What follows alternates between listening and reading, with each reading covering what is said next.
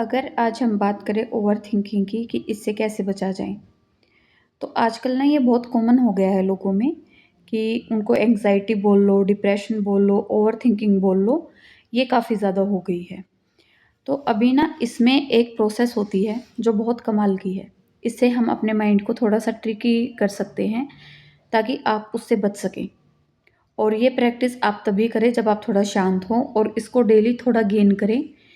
समय के हिसाब से आपको थोड़ा टाइम लगेगा, लेकिन जैसे ही आप इस हैबिट को डेवलप कर लेंगे, उसके बाद आप पाएँगे कि कितनी ही बड़ी कोई भी समस्या आ जाए, कोई परेशानी आ जाए, कुछ भी हो, लेकिन आप ओवरथिंकिंग से एक बचने का आपके पास रास्ता होगा।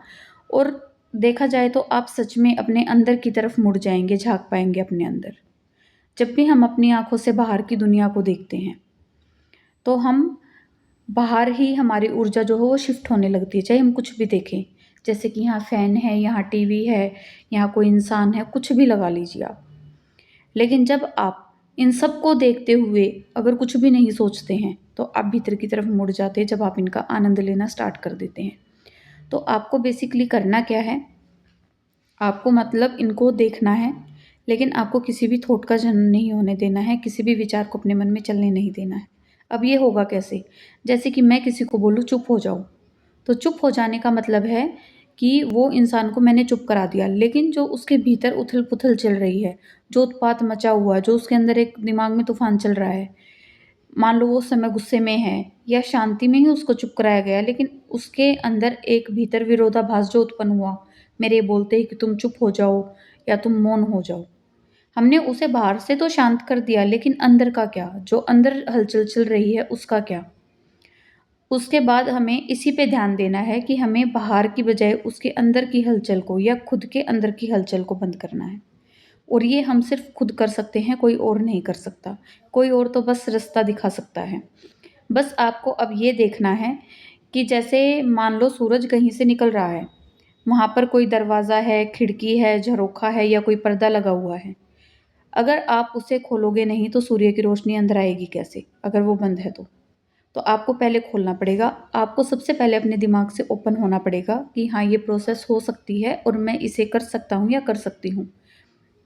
जब आप इस प्रोसेस को करेंगे, तो आप खुद में ही एक नया कुछ ऐसा जागेगा कि आप अपने ही एक नए स्वरूप से मिलेंगे। और ऐसा एक्चुअल में होता भी है। तो आपको क्या करना है, सबसे पहले बैठ जाना है। ज़मीन पर बैठें या कहीं बेड पर, आप जहाँ भी बैठे हैं, आलती-पालती लगा लें या रिलैक्स होकर बैठ जाएँ, कमर सीधी रखें और शुरू में आप अपनी आँखें बंद करें। सबसे पहले अपनी श्वास पर, जो कि हम ब्रीथिंग करते हैं, उस पर फ़ोकस करें और उसको धीमा और गहरा रखें और उसे अपने नाभि के पास फ़ील करें।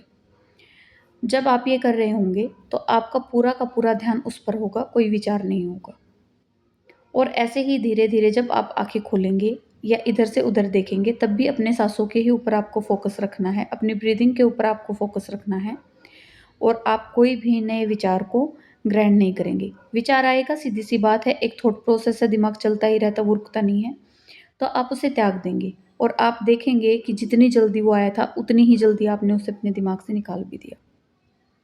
इस तरीके से ये चीज़ें काम करती हैं और ये इतनी हेल्पफुल हैं कि अगर लोग इसे अपनी लाइफ में एक्चुअल में धारण करें, तो ओवरथिंकिंग, डिप्रेशन, एंग्ज़ायटी ये चीज़ें उनकी लाइफ में 90% तक कम हो जाएँगी। अगर किसी को कोई मेंटली इश्यू है तो उसकी बात मैं यहाँ पर नहीं कर रही हूँ। लेकिन अगर जैसे कलेश हो गया, किसी से झगड़ा हो गया, कोई अनबन चल रही है, ऐसा लगता है दुनिया मुझे समझ ही नहीं रही है, इन चीज़ों से तो आप पक्के तौर पर बाहर आ जाओगे। Thank you.